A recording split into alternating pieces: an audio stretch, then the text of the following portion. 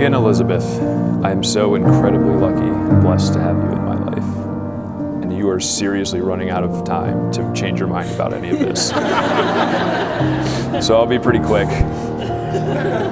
How I was able to convince such a beautiful, intelligent, driven, and passionate woman to marry me will surely be my finest achievement.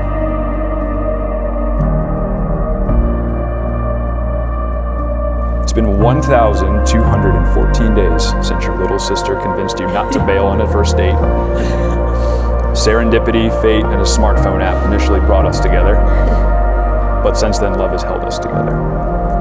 Loving you has been the greatest gift and opportunity of my life, and I can't wait to grow more and more with you each and every moment. And so today, standing here before God, our families, friends, and mentors, I profess these vows ready to commit to you forever. I promise to never stop believing in you and always be your biggest ally and best friend.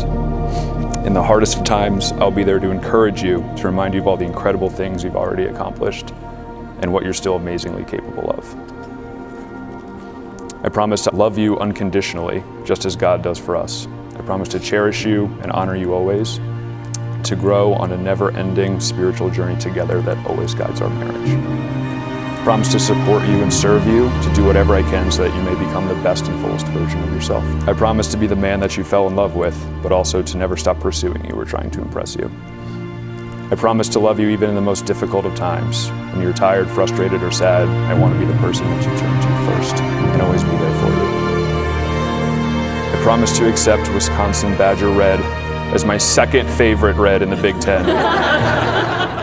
After the majestic red, white, black, and gold of Maryland, of course. I promise to never stop fighting for fun together, to grow old with you but never stale, to always enjoy our time with each other to the fullest and richest extent possible.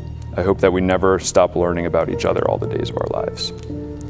I promise to, God willing,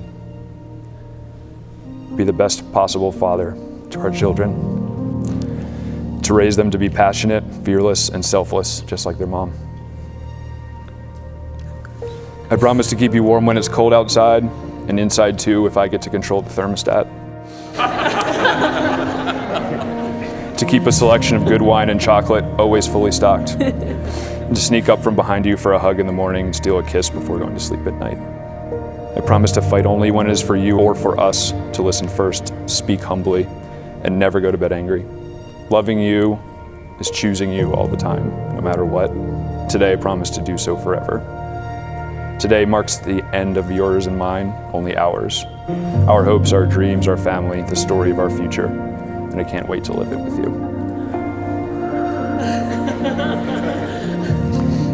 He's a keeper. I've got my work cut out for me. Okay. My dear, dear Matthew, I can't remember a time I felt this much joy, and I attribute that to you. As you know, I've imagined this day ever since I was a little girl, but had no idea it was possible to feel this way about another person. I can honestly say this is the happiest day of my life because I know the rest of my days will be by your side. Words fall short in describing just how much I love you or how grateful I am for all that you do. You are my best friend, Matt, and I want to make it my life purpose to love and cherish you for as long as we both shall live. I promise to always be honest and communicate with you and not expecting you to read my mind. It may have happened before. I promise to be vulnerable and to trust you with my weaknesses. I promise to never grow too old to hold your hand, to always fall asleep in your arms, and to never stop saying I love you every chance I get. I promise to help shoulder our challenges, for there's nothing we cannot face if we stand together. I promise to respect you as an individual, knowing that we do not complete each other, but complement one another. I promise to walk with you hand in hand as your teammate as we grow and change, because we inevitably will. I promise to recognize your love as an undeserved and godly gift, not an entitlement, and to never take you for granted. I promise to never stop believing in you and to encourage your dreams to take root. I promise to daily choose love, even on those difficult days, to put your needs above my own and to serve you entirely, even if that calls for rooting for the Terps, if they're not playing the Badgers, of course. God willing, I promise to raise children with you in a loving home where our marriage serves as an example of God's selfless and unconditional love for his people. I promise to prompt daily adventures and laughter in our lives, no matter how big or small, recognizing these as keys to longevity in our relationship. I promise to always strive to find patience and beauty in all the imperfections of our journey. I promise to value our friendship first, above my desires to be right or to get my way. I promise to love you without reservation, to keep no record of wrongs, and to be quick to listen despite my extroverted tendencies. I promise to comfort you in difficult times, to laugh and cry with you, and to grow with you in mind and spirit.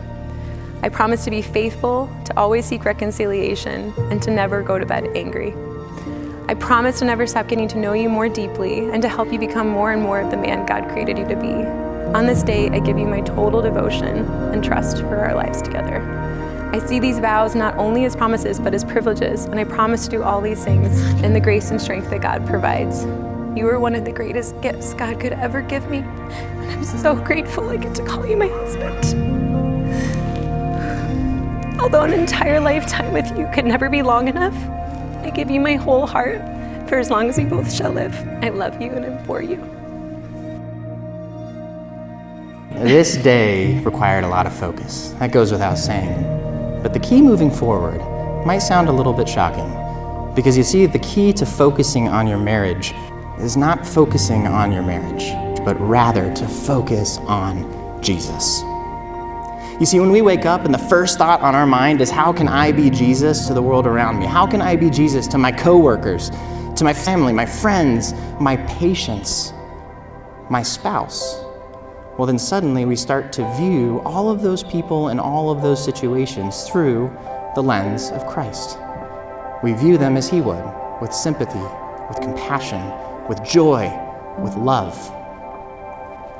Hebrews 12:2-3 says, "Let us fix our eyes on Jesus, the author and perfecter of our faith, who for the joy set before him endured the cross, scorning its shame, and sat down at the right hand of the throne of God. Consider him who endured such opposition from men, so that you will not grow weary or lose heart." You see, my prayer for both of you this day is that your focus will not be your marriage, but that your intense, committed, and shared and passionate focus on the Lord will lift you up in the valleys, that it will keep you humble and fill you with gratitude on the hills, as you both work sacrificially and selflessly to elevate your spouse for all of the world to see. You are the light of the world. A city set on a hill cannot be hidden. Now that Megan and Matthew have given themselves to each other by solemn vows, with the joining of hands and the giving and receiving of rings, I pronounce that they are husband and wife in the name of the Father, and of the Son, and of the Holy Spirit. Those whom God hath joined together, let no one put asunder. Matthew, you may kiss your bride.